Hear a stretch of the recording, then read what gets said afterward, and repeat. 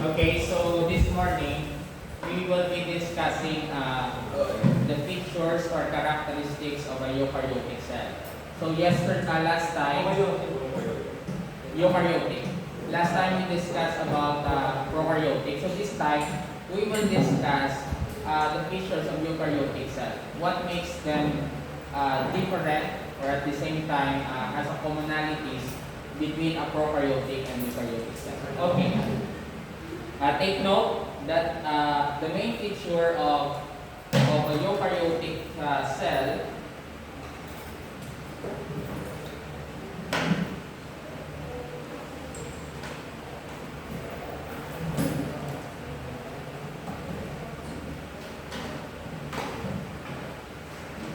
the main feature of a eukaryotic cell is that they have nucleus. Okay, a nucleus and a membrane-bound organelles. Take note of that. Nucleus and a membrane-bound organelles. Yes, Pat? Hindi po kayo, sir, why nucleus or nucleoid? Nucleoid. Yeah, they have genetic material. Both of them have genetic material. But the only difference is that in eukaryotic cell, it is protected by a membrane known as a nuclear membrane. That's why it is called as nucleus. In the case of nucleoid, there is no protection. It is exposed. Okay. Now these are, when we talk about eukaryotic cell, it could be a plant cell or it could be an animal cell. Now, upon looking in the microscope, okay, you would know if it is an animal cell if it is round.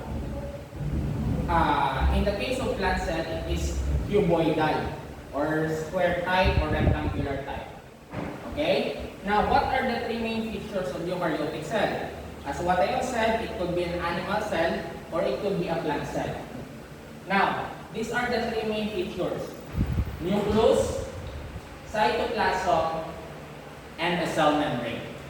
And of course, what is inside the cytoplasm are what we call organelles that perform a specific function.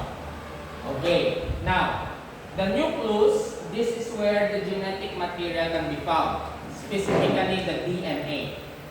And the nucleus serves as the control system of the cell because they contain the blueprints with all the type of protein that we're going to make, which affects or directs the different cellular activities of the cell. That's why it is called as the central processing unit of the cell, or the CPU, just like, yes, the nucleus. In the case of the cytoplasm, you can see here, in the case of the cytoplasm, this is the cytoplasm, the space inside. And this is where everything is situated, or they are floating in a gel-like material.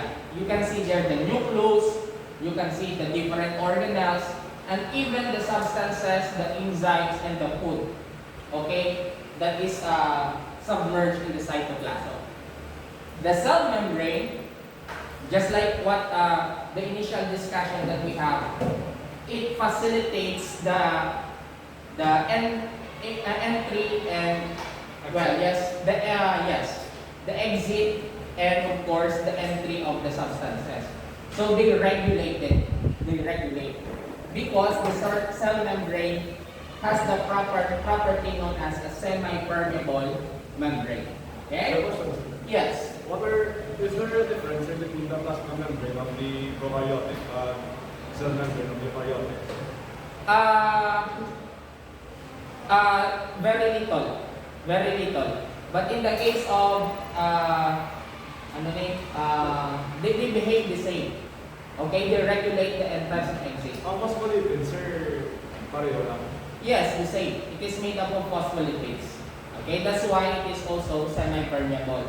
Okay, because of the property of the phospholipids.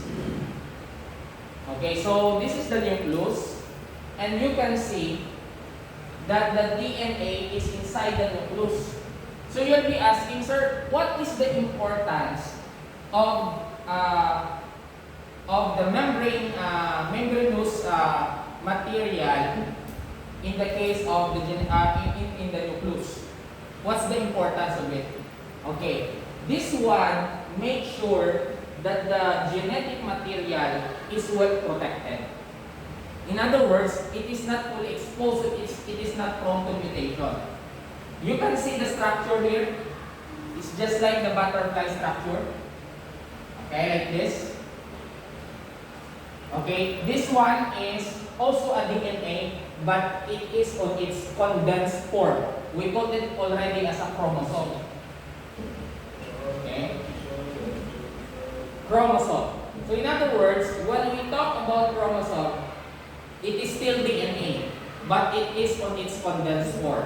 Now, if you happen to know, if you will experience the observation under the microscope, and you would see this kind of structure, this simply means that the cell is about to enter mitosis, division, cell division. But if the genetic material in the nucleus is just like a thread-like material that is not condensed, then the cell is not yet undergoing mitosis. Copy? Okay. So that is the nucleus. It has a protection.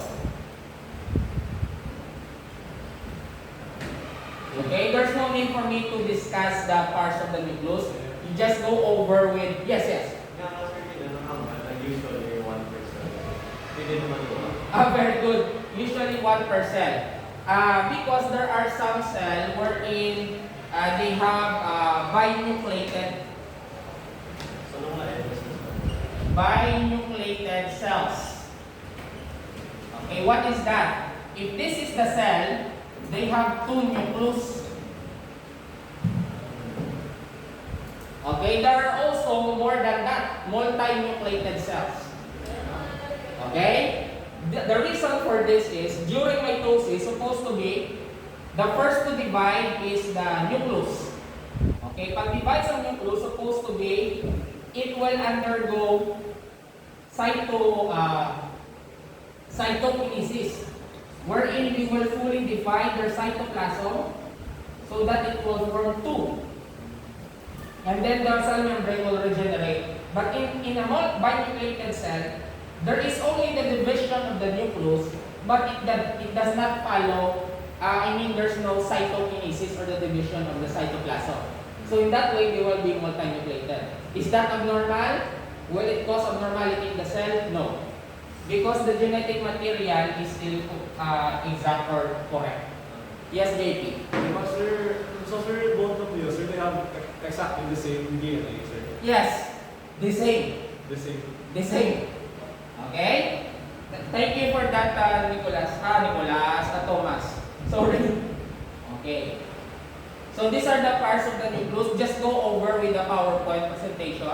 It's easy to study this one. Okay, so you can see if the DNA is in thread-like structure, we call it as chromatin. Wala pa siyang chromosome because it is not yet condensed, so it's chromatin. And you can see in the nuclear envelope, there are what's called nuclear core. This is where your RNA and exchange of materials passes through. So there is no total isolation. There are still substances that could enter, but those who are less invasive. Okay? So that is the nucleus. During that's the black part ng nucleus. During mitosis, this one will disappear. Okay? And you can see that nucleus is a distinct structure found in the nucleus. So usually, if the cell is about to divide, kita niyo yung thread-like structure sa likod? Can you see it? Ang mga mamamalayong pair, okay, those are DNA. But they are not yet condensed. Hindi pa sila chromosome. You call it as chromatin. It means that the DNA is still not organized or condensed. Yes, Enzo? What do you mean by stain, sir? Where? Like this frequency stain structure, what do you mean by stain? Stain means when you look at the microscope, it refers to the black part. Yeah, so it's the nucleus. Okay, so chromosome versus chromatin. you need to understand this. If the structure is already this one, then the DNA is tightly packaged. That's chromosome.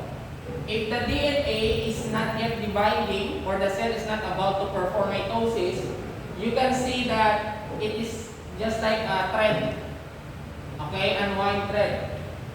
Okay, hair. Yan.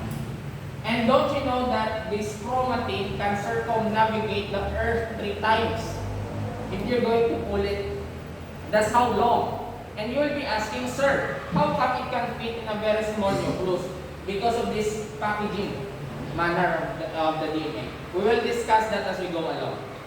Okay? Found only during cell division, which means during mitosis. Okay? Because this one, during mitosis, di ba, it will divide into 2 nucleus. So, dapat each nucleus